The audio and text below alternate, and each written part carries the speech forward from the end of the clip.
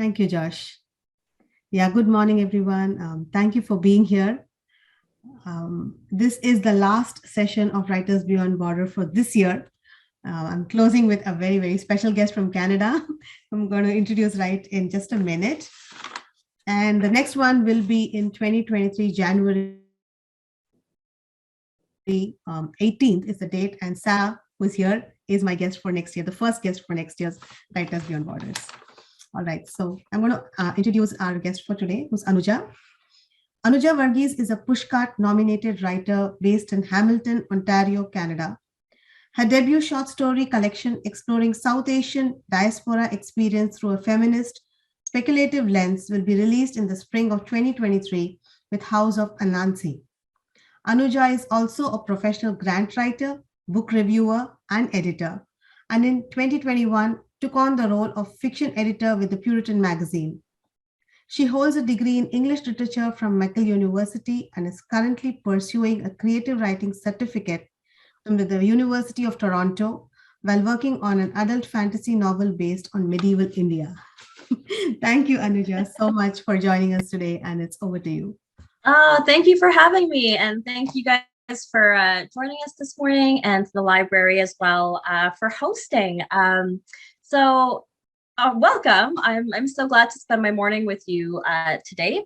Where I am in Hamilton, Ontario, Canada, we recognize that we are settlers on colonial settlers on Indigenous land. So I always start my presentations with a land acknowledgement, and I just encourage you to recognize the land that you are on as well. So here in Hamilton, we are on the ancestral lands of the Mississauga and the Haudenosaunee people in the territory covered by the Dish with One Spoon Wampum Agreement. Today, the city of Hamilton is home to many Indigenous people from across Turtle Island. We recognize our responsibility to learn about the rich history of the land so that we can better understand our roles as settlers, neighbors, and caretakers. So there we go. Today, we're really talking about the what now of writing. So after you've got a first draft of something, I think there's lots out there about how to get that first draft, how to write it, the craft of writing it, writer's block, all that kind of stuff. We can find that. But let's say you have a first draft of a poem, a short story, a novel, whatever it is. Now what, right? That's the big question. So there's two parts that I think we can talk a little bit about today of that now what. The first part is editing and revising your work. The second part after that is submitting your work, getting it out into the world if you wanted to get it published. So we talk about those two things, and then if we have time, maybe a little bit about my own journey from writing to publishing a book. So let's start with editing and revising your work. So I'll start by saying flat out, everybody needs an editor. Everybody needs an editor. All your favorite authors, all your favorite books, anything you've read that's out in the world has benefited from having a good editor behind it. So I'll give you an example of that. If anyone's read the book The Henna Artist or heard of this book by Alka Joshi, great book, bestseller. But I had the opportunity to interview Alka as part of a literary festival, and we were talking about the process of getting her book to market. And she has an agent, and her agent sold her manuscript to her publisher. But when she was working with the editor at that publishing house, in her manuscript, she had her narrator, and then she also had a whole other point of view character. And her editor said, it's not working, you should cut it. So think about what a huge change that would be if you had a novel with two different narrators and your editor said, you know what, you should cut one. And she did. And I'm sure they had some back and forth about that, but she did end up doing it. Book is a bestseller. And it just really made me think about the difference between the manuscript that she sold, that she went in with, and the book, the final book that we all read. So anytime you're reading a book or reading a story that's published out in the world, keep in mind that's nobody's first draft. That didn't pour out of somebody in that perfect, beautiful condition. Somebody had the benefit of an editor that was not them. So everybody's work can benefit from that. And that's kind of the first thing I'll say. So let's actually talk about editing and revising your work. So you've actually finished something. Like, congratulations, first of all, that's a huge accomplishment. I think just getting to the end of anything can be hard sometimes. And then once we get to that point, we're either so excited that we've actually finished something and we want to get it out the door, submit it. It's perfect. I love it. It's the best thing you've ever written. Or alternatively, you're so sick of it. You're so sick of reading it over and over again. Again, you just want to get it out the door and not think about it. So if I could give you a list of like do's and don'ts, don't do that. Don't rush your work out the door, either because you're so excited about it or because you're sick of reading it. It's really worthwhile to take the time to do some of these editorial steps. So we all have supportive people in our lives. Hopefully we all have supportive people in our lives, friends or family or whatever it is, who we send things to when we're excited about it. And they inevitably say, it's great. It's fantastic. The New Yorker should publish it. It's the best thing I've ever written. I'm not saying don't send it to those people. We all need those people. God bless those people. But don't mistake that support for part of the editing process. Support and editorial processes are two different things. And when you get that kind of incredibly positive, wonderful support, it's fantastic. We all need it, but it's not necessarily what's going to help you to polish your work, strengthen it, and get it ready for actual publication. So just to keep that in mind.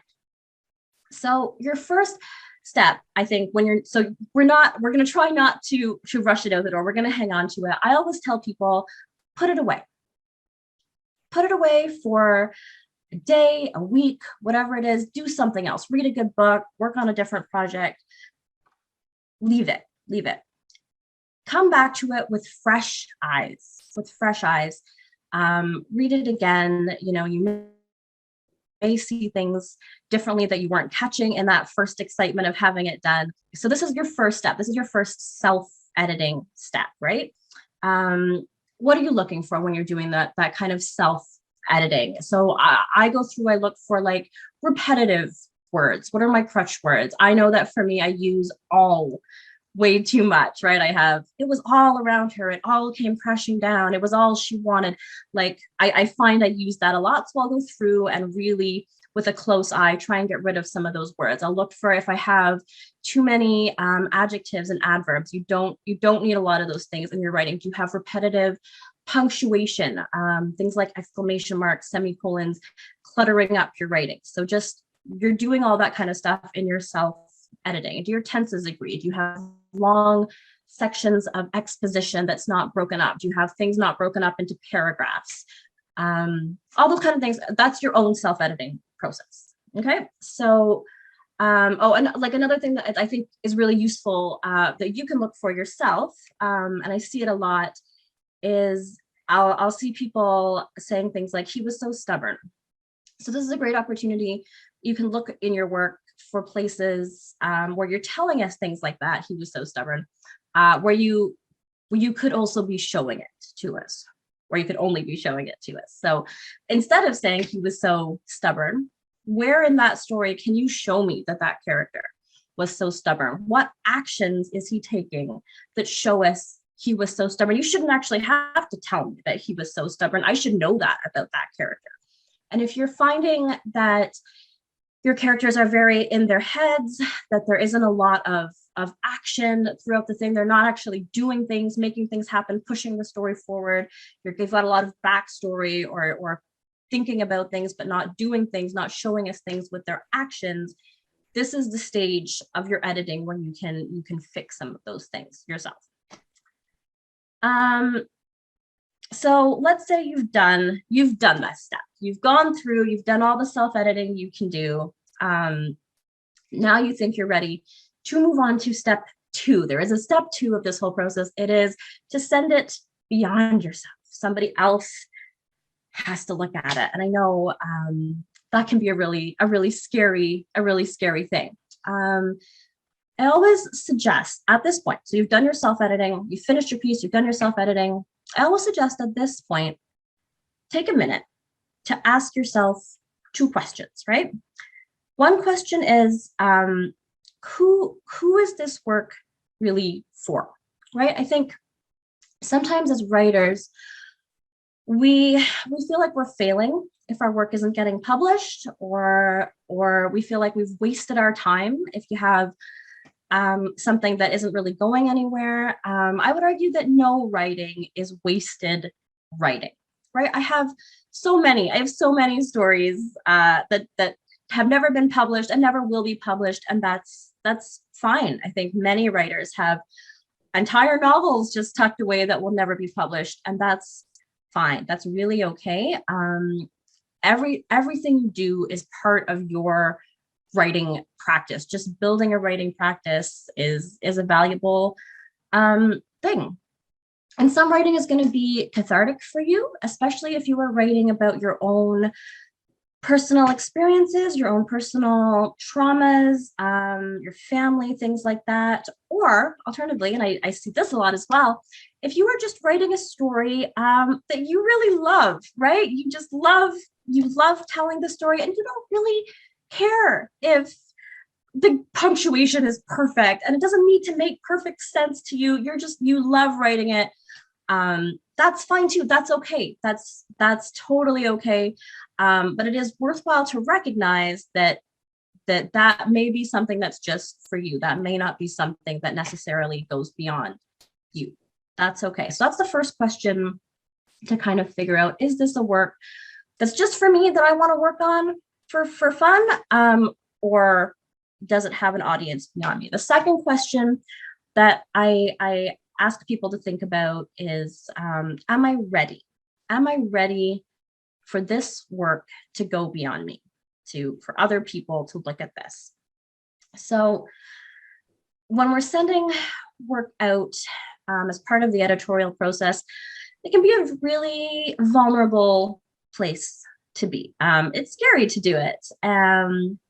And if you are not in a good place emotionally, if you are dealing with other things that are stressful or challenging in your life outside of writing, that might not be the best time to send your work out, to request feedback, to invite criticism and things like that. So really think about, am I ready to send this work out? Am I in a good place to think about revising the work? If this comes back, if this work that I think is perfect and I was ready to submit it, if this comes back and people are like, I didn't get it and I didn't like it, and have different ideas completely than what I thought, am I ready to engage with that kind of criticism? And it's okay to say no. It's okay to say, you know what, I'm very close to this and I'm going to hang on to it and wait till I feel readier to send it out in the world. Sometimes that can be very beneficial for your work. So that's kind of the questions that I say. You've done your self-editing, you've asked yourself these questions, you feel like, yes, I am ready for someone else to look at it. So, and again, I find at this point, because you spent so much time with it and you've thought about it and you've edited it, there is a tendency, again, to just want to send it out, to submit it, to query, your dream agent, whatever it is, because you love it and you know it's perfect. Resist that temptation. Take the opportunity to get somebody else's eyeballs on it. That's always going to be a benefit to you. And the way I look at it as well is that if I have work that I'm hoping to get published, in a perfect world, I want millions of people to read my work. So if that's the case, I do need to be comfortable with letting a handful of other people look at it and think about it and talk about it as well. So how do you do that? How do you find other eyeballs for your work that's going to be beneficial to you, right? That goes beyond your very sweet best friend or your grandma or whatever. There's a couple different ways. So one thing that I suggest to everybody, I have several writing groups, but it is to find yourself a writing group. So like this, what we're doing this morning, this is not a writing group, right? A Facebook group where there's 1,000 people who all post their bits and pieces. That is not a writing group. That's not going to help you with this kind of editorial stage of things. So when I say a writing group, what I mean is you're looking for a smallish group of folks, hopefully, who write in the same genre as you, right? Because it's not particularly helpful. Like if you are writing a romance, it's not going to be particularly helpful to you to have a writing group full of people who don't read or like romance. They're not going to be valuable critique partners to you. So ideally, people who are writing in the same genre as you, same form as you, whatever it is, who meet however regularly, right? Weekly, bi-weekly, monthly, but virtually, in person, however it works, but who meet with each other with the goal of exchanging feedback. So you're sharing your stuff, you're getting other people's stuff, you're exchanging critique on that work in kind of a safe space. You know, you're all there to support each other, to get your work to a place where it's good to submit. That's kind of the purpose of the writing group, right? And you also, you know, you vent your frustrations and talk about your challenges and whatever, but really you want to have that back and forth exchange. That's the value of the writing group. How do you find a writing group? I found mine on Twitter. I saw people forming groups, and I kind of jumped into it. So if you're on social media, that's obviously a great starting point. Facebook, Twitter, things like that. Sometimes you can find writing groups through your local library. I'm not sure if that's the case here, but I know many libraries do have that. As well, if there are local workshops or courses or things like that, you can find people within those groups who then want to continue the work after the workshop is over. That's always useful. Another great resource when you're looking for somebody else to look at your work, if you can find a writer in residence. So sometimes libraries will have them, sometimes universities will have them. Their only job is to engage with the community around writing and to try and support writers in the community as well. Excuse me. So you may want to look for that. You may want to take some of those courses or workshops if they're available locally. Or if you feel like you're at a stage where you're looking for a little more professional feedback, you can hire an editor as well. So the one thing I'll say about that, obviously the things that aren't free. So if you're looking at courses or workshops or hiring somebody to come in and work with you, there's a lot out there, and it's really worthwhile to do your research, do your homework, ask for testimonials. You know, keep it like, it's not that you're not lucky that someone wants to work with you. You're an author with work that is worthwhile. So you're really trying to make sure that they are a good fit for you. So be very careful before you spend money on that. And there's lots of free resources that you can look at. So really make sure you're at the right stage before you look at spending money on something like that. I think sometimes, writers feel like if they can just throw enough money at it, they'll come back with a product that's going to be a bestseller. It never works like that. It's always going to be a process. It's worth putting in the time to find someone who's a good fit to work with you. Just when we talk about editing, especially if you are gonna try and hire someone, but even if you're just working within your writing group, or if you have someone who's a critique partner, we look at kind of two different types of editing, right? So we have developmental editing, which is where somebody is looking at kind of the big picture of your story. So somebody is looking at the plot, the pacing, the whole structure of it. Does it work? And they're making suggestions for how to strengthen it as a whole. So that's where you may come across some very large edits to your thing. That's where somebody might say, hey, you need to take out this whole point of view, right? So there's that. And then there's also kind of line editing. So that's where someone is going through and looking for those more technical pieces. Does the grammar and punctuation make sense? Do I know who's speaking? Like those kind of pieces. And it's worthwhile to know which you're looking for when you go in, because there's nothing worse than, you send something out for a feedback and someone will come back and say, well, the whole beginning doesn't make any sense. And I think you should do this and this. And, you're going, I just wanted to know if the commas were in the right place. So you just want to know what you're asking for and be ready to kind of receive that, I guess. I guess my other kind of, if I'm giving do's and don'ts, the don't here would be, and I think people do this because they're trying to be easygoing about it. People say like, any feedback is great. Don't do that. Don't. I know it feels like kind of the easiest thing, but the more specific and detailed people can be, the better your feedback is going to be, and the better your revisions are going to be because of it. So think of like, what are the specific questions that are going to be helpful to you? Some things I suggest are, what parts of this did you like the most? What really stood out to you about this work? Were there parts of this that were confusing to you? How did you feel about the end? Or, if there's specific parts of it that you are looking for feedback on. Don't expect somebody to know what you needed feedback on, right? So how did you feel about XYZ character specifically? So you're trying to get them to dig a little deeper than just, because what will happen a lot of the time is if you say like, any feedback is great, people will come back and say, it was good, I liked it. Like, is that helpful to you really in the end?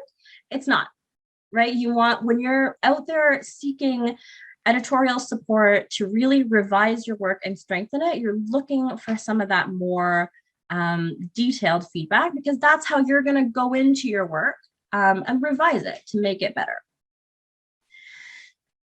Okay, so that's my spiel about editing.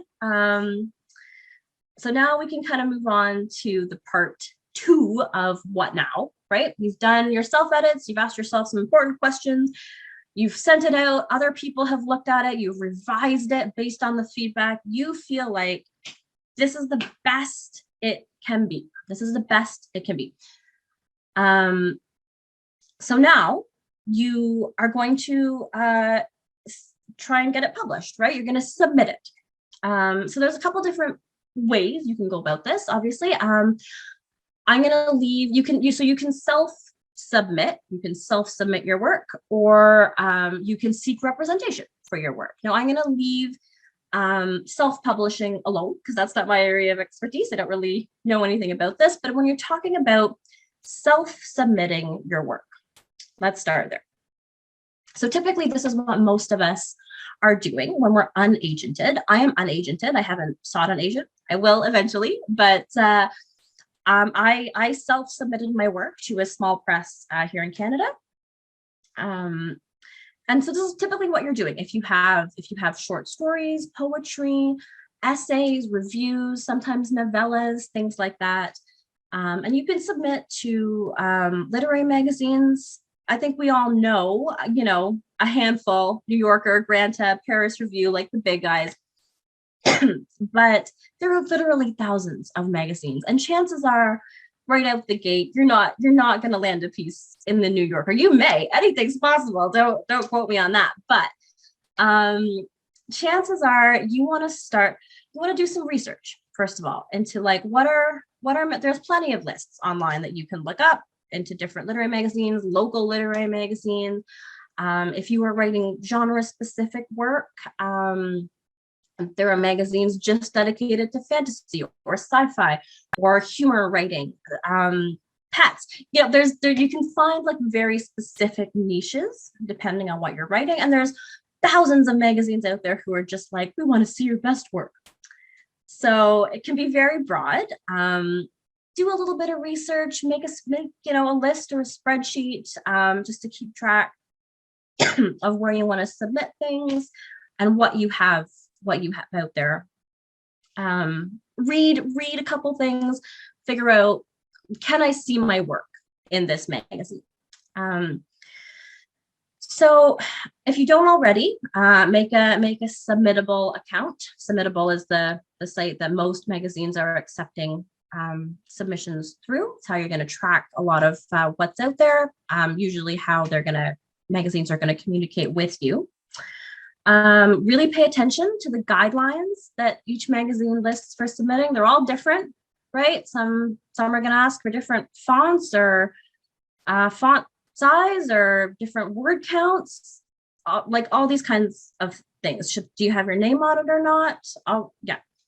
So submitting itself is a process. So be ready to do some, like, devote some time to that. It's not going to be just like cut and paste and submit. So take some time to really read the guidelines, make sure you're following them, right? If they say it's a 2,000 word count max, don't send something that's 2180. Like, don't, that little bit of, sometimes people say like, it's just a little bit over it. Don't do that, right? Every magazine has tons of submissions. Don't cut yourself. Don't give them a reason to cut you right before even looking at it because you haven't followed the guidelines. So most times when you are self-submitting your work, you are going to have an opportunity to include with that work a cover letter, right? This is different than a queried letter. Your cover letter when you're self-submitting work, this is kind of your first introduction between you, the writer, and me, the editor. So a couple things, I'll just go over a couple of things that I see as an editor that I will suggest you don't do. Things like, so your cover letter is not the place to be self-deprecating, right? I'll see people say like, I have no idea if this is any good, but I hope you like it. Or, you know, I've never been published before and it would be a miracle if you accepted this. Like, don't do that, right? You want me to publish it. It would not be a miracle. It's good. You've done this, you've done the steps, you know it's good. Believe in your work. If you believe in your work, it helps me believe in your work, right? On the flip side of that, I also see people saying like, I know this will be of great interest to you, or like, this work is perfect for your magazine because X, Y, Z. Don't do that either. You don't need to oversell your work. You certainly don't need to undersell your work. Really, I want to know who you are. I want to know the title of your piece. I want to know the word count of your piece, the genre of your piece. You don't need to go into detail about the plot of it unless the guidelines specifically ask for that. I'm going to read it anyway. You don't need to sell me on that in your cover letter. And so if you've been published, tell me where you've been published. I see people sometimes saying things like, I was published in some rinky-dink community magazine. It doesn't really matter. You know, don't do that. If you've been published anywhere, literally anywhere, don't downplay that. Just, I've been published in XYZ places. Great. It tells me that somebody else read your work and thought it was worthy of publication. If you've never been published, you don't need to tell me a long thing of why or how many rejections you've received or anything like that. You just all you need to say is, I'm an unpublished author. If accepted, this would be my first publication. That's it. Okay. So some magazines will get back to you in a couple of days, in a couple of weeks. Some will take a couple of months. For instance, at the Puritan, we get somewhere between 700 and 1,000 submissions every quarter. So we publish quarterly, and it takes us that full 3 months. We have a team of readers and editors. It takes us that full 3 months to get through those submissions and make decisions and get back to authors, which I know feels like a long time, but again, my advice here is that once you submit it, and it's very hard to do, I know, because again, you finish this thing and maybe it's the best thing you've ever written and you're really hoping that this is the one. But once you send it out there, you kind of have to let it go. It's not in your hands anymore. And you may hear back sooner or later or whatever, but let it go and do something else. Focus on other things, have other submissions on the go. Sort of stewing about one submission is never going to help you. So again, because we do receive so many submissions, and I think writers receive so many rejections, a question that I hear all the time is, how do I get out of that slush pile? How do you get out of that pile of 1,000 submissions? How do I stand out? How do I make an editor pluck mine out of there and maybe decide to publish it? That's a tricky question. like, again, it really helps to do all those first editorial steps, so you know it is the best you can do. When I pick it up, if I find, typos right in the beginning, if the tenses don't agree, I know you haven't taken the time to do those editorial steps. And sometimes, people will say like, oh, like it really picks up on page 3. Well, that may be the case, but on the editor or your reader is not even going to get to page 3 if the beginning is not solid. Really make sure your beginning of your piece is super solid. Make sure you've had feedback on it. You've really edited it. It's as strong as it can be, because it doesn't matter. It doesn't matter if it picks up somewhere down the line. We have so many submissions in hand. Just to get a reader to get to that point is a feat in itself. In terms of picking it out of the pile, some magazines will have either like a paid submission option where you can get feedback from the editor. I know at the Puritan, we have a limited number of spots for BIPOC writers to get feedback. If you have any option like that to get your work directly in front of an editor, try and do that.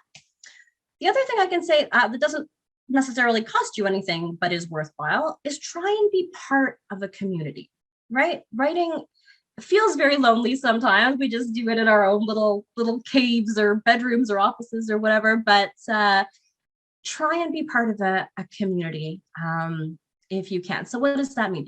Volunteer as a reader for magazines that interest you. Most magazines run on volunteer power. And need readers for stories. But if you do that, you're also getting a sense of what people are submitting and what the editors are choosing. So that also helps your own work.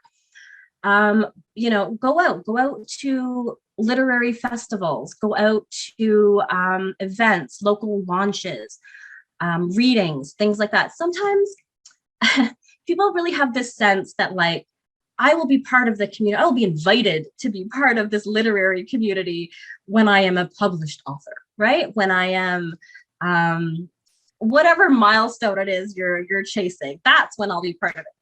No, I promise you, you don't need to. You can right now, whatever stage in your writing or journey you're on, you can go out there, find your local community, find your online community, and join it. Editors are part of these communities, right? We're interested in what's going on in the writing world. We're looking for people who are engaged. We're looking for writers who are making connections. So it's very useful if I'm going through my submissions list and I recognize somebody's name, right? If I recognize your name from a reading I was at, or if you've been engaging in a positive way with the magazine on social media, things like that. If I recognize your name, I'm more likely to pick your piece out of that slush pile. So everybody can do that, can be a part of it. Also, so keep in mind, so out of those 1,000 submissions, let's say, I only have at the Puritan 3 fiction spots per magazine, like per issue that we publish. So that's a minuscule percentage that I can actually publish. So it means inevitably I'm turning down really good work. And sometimes it's just about the fit for that particular issue, what makes sense with what I'm already publishing, but I'm rejecting work that is really good. Maybe it would be really good in our magazine. Maybe it's really good in someone else's magazine. Editors talk to each other all the time. So I've definitely sent pieces to other magazines and said, like, I didn't have space for this one, but it's great. Maybe it's a fit for you. So just if you can get in front of an editor somehow, that's a huge step. And also, just if you're thinking about rejection, which happens, it's just part of this whole process. It happens to all of us. Keep in mind, it may not be about the quality of your work. It may be very good work that we don't necessarily have space for. So it's not a reflection of your work, just the volume of submissions out there. Keep trying. I've definitely heard, and at Puritan for sure, we have people that submit for years, submit 10, tons of pieces, and eventually something gets published. So keep at it. Don't be discouraged by getting those rejections. Keep doing that process, the editorial process, and it will happen. Okay, so that's kind of my self-submitting time. I'm trying to keep an eye on time as well. So alternatively to self-submitting, you might be trying to seek representation for your work. So this is more if you have a book length project, right? Everybody, excuse me, wants that agent who's going to sell their work. Keep in mind, getting an agent is just another step in the process. It's a great step, but it doesn't necessarily mean your work is going to sell, right? You just means that you have a professional who believes in you and your work and is able to take it forward for you. So they are able to take your work to larger publishing houses. You can self-submit to smaller publishing houses as well. In Canada, we have many. I'm sure you have many where you are as well. And a lot of independent publishers will accept unagented submissions. It just means going to their website, looking at their deadlines, what they're looking for, their guidelines, things like that. Generally, if you're self-submitting, you're submitting with a query letter to the publisher and either a sample of your work or the whole manuscript.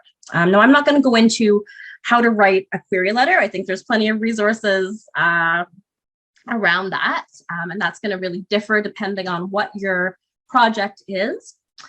But what I will say, just some things to look out for if you are self-submitting, is I can't speak to self-publishing or hybrid publishing or anything like this. If you are looking at a traditional publisher, no reputable traditional publisher is going to ask you for money up front. They never, ever will. They are paying you for your work, and you will make royalties off your future sales. So right away, any publisher that's asking you for a percentage or saying you put in this, whatever, it's not that that's necessarily a scam, although sometimes it is, but right away, that should click in your mind, this is some form of hybrid publishing, whether or not they're putting themselves forward like that. Traditional publishers will never ask you for money up front. They are paying you for your work because they want to publish it. Other things to look out for, take a look, try and find information on how long the publisher has been in business. There's lots of little publishers that pop up, and they seem very exciting and new, but they haven't been around a long time. You can't seem to find lists of what they've previously published.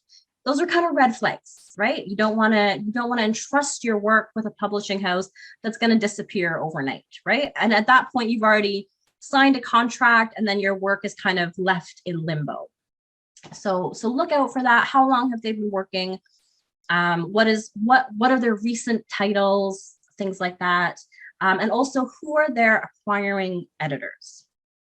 A good publisher will list their editors on their website, but even if not, you should be able to find information about who the editors are that work at that publishing house, because you want a sense of what kind of expertise do these people have? Who are you trusting your work with, right?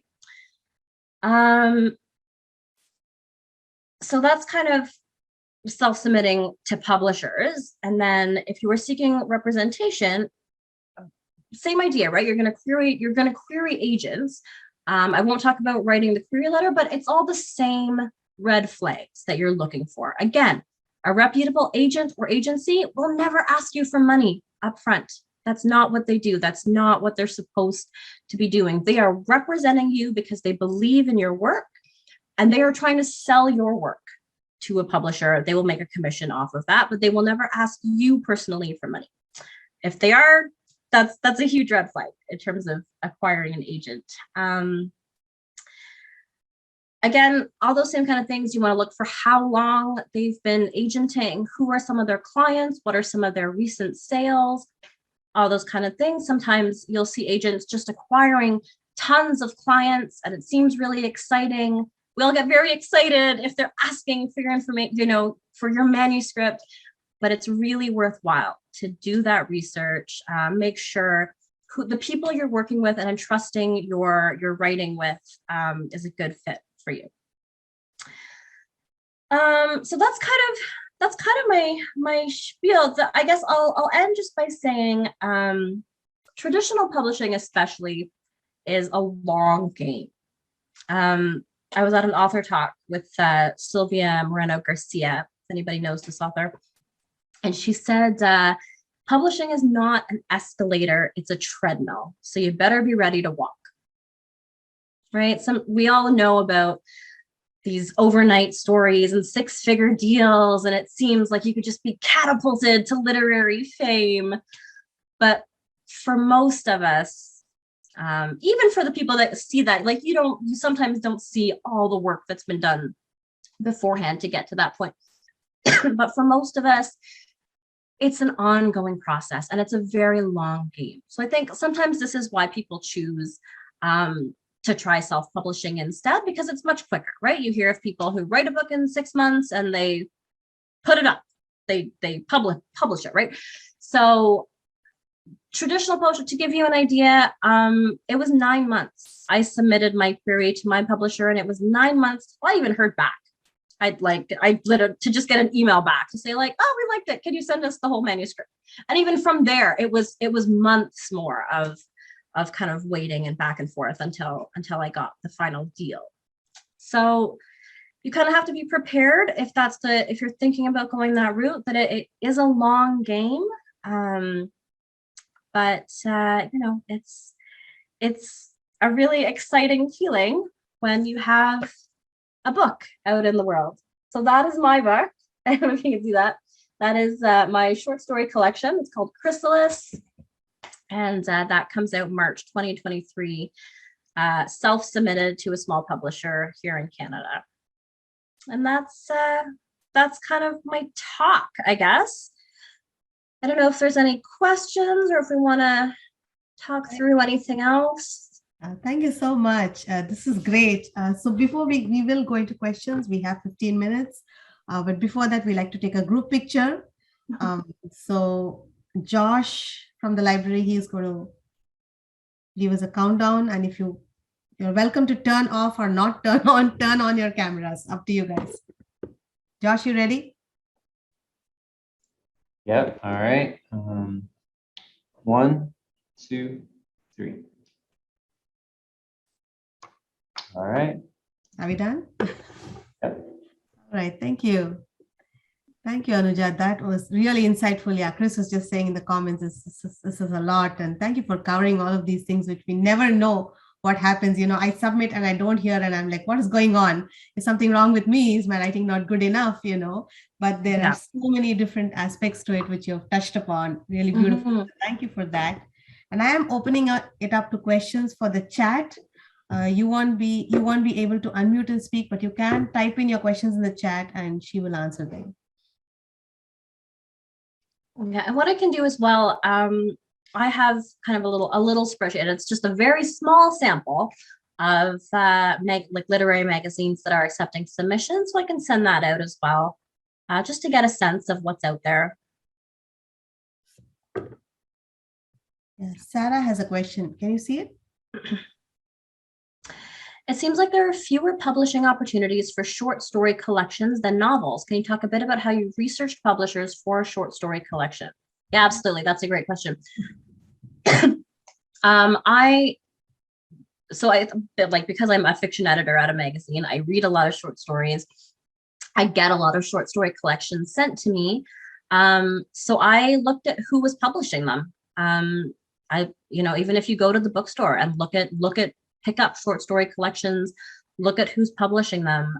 Sometimes it is some of those smaller publishers that will pick those up, because it is a bit of a harder sell for a larger publisher to do it. When I was first in that kind of editorial stage, I did have not my agent personally, but I did have a friend of mine who was an agent look at my work, and And she said, you know what? Because at first I was like, do you think, is this worth going to an agent for? Like, will this find a home with a big publisher? She was like, maybe not. Even if you're querying it, what they'll look for is if you have a novel as well. Can they buy it as a package? So that, they can say, here's her short story collection, look out for the novel. The novel is always going to be easier for a larger publisher to sell. Smaller publishers sometimes have more of a mandate to support emerging artists or to support local artists, that kind of thing. So I really just looked at who was publishing the short story collections that were out or that were winning awards. And I made a list of those, and I sent my stuff out there. Thank you. Can you talk a little bit about simultaneous submissions? Because this is with regard to, like, if I have a short story, which I want to just get it published in some literary magazine. Yeah. And can you talk to us about simultaneous submissions a little bit? Yeah. Do it. Always do it. So as I said, some magazines will take months to get back to you. I know some magazines still, it's honestly, it is kind of an outdated policy at this point to say, like, we don't accept simultaneous submissions. Everybody does. I'll tell you a little secret. Everybody either accept them or they accept them without knowing they're accepting them, because everybody's doing it. Like, nobody's sending one thing out and then waiting and hoping for months and then getting a rejection and starting all over again. Don't do it. That's a waste of your time. Yeah, of course. If you have 10 magazines where you think something might be a fit, send it out. Send it out to those 10 magazines. Sometimes I suggest tiering your submissions. So you may have on your list, here's my top 5 places for this particular piece. Send it to those 5. So then it will put you in the position that if one comes back, right, you then have to decide, do I accept this and withdraw from everywhere else, or do I wait and hope? Generally, you accept and withdraw, right? Because you've submitted to places where you would be happy to publish. And it happens all the time as editors that I'll go in to my list and see that people have withdrawn their submissions. You know what? No editor is gonna like blacklist you or anything like that if you withdraw a submission. If anything, what it says to them is that somebody else liked your work and it makes them feel like, oh, they missed out on something. So if you submit to them again, they may be more likely to remember your name and remember that, I missed one from them that XYZ magazine got instead. So it is very worthwhile to submit simultaneously, whether or not a magazine says you should or shouldn't. Everybody's doing it. You should do it too. All right. And I have a follow-up question with your editing about, having like beta readers, which you were calling eyeballs for your, before you send it out. Yeah. What's your take on the tech support for proofreading, like something like Grammarly, I don't know is it called a software? How much do you depend? I'm always very skeptical. I'm old school like that. So what's your take on using something like Grammarly for proof checking? My take is that it will never replace human eyeballs. If that's part of your first, whatever sort of software you're using, however you want to organize it, whatever is going to help you get your punctuation or grammar together, that's part of your self-editing. That's that first step that you're doing. After that, you're sending it out to other human beings and you want their take as people, right? What did they get from reading it? So use whatever software makes sense to you in that first stage, but that's a different process than sending it out to other people, and one will never replace the other. All right, thank you. So that, that's helpful. Any other questions? I'm going to wait for people if they want to type it up in the chat. Let's give it a couple minutes. Anyone has any questions?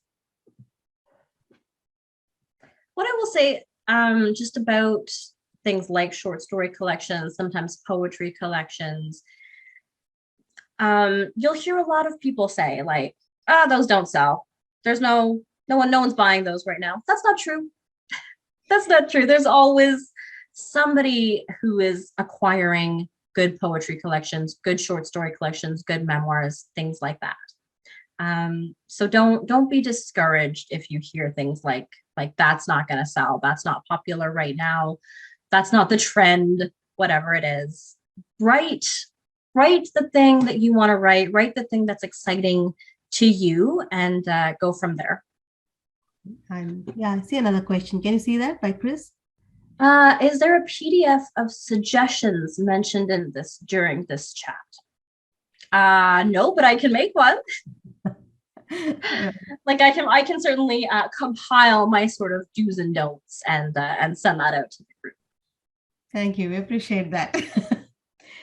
Yeah, I think there aren't any more questions. Otherwise, they would be popping up in the chat. So I am going to close the last session for this year.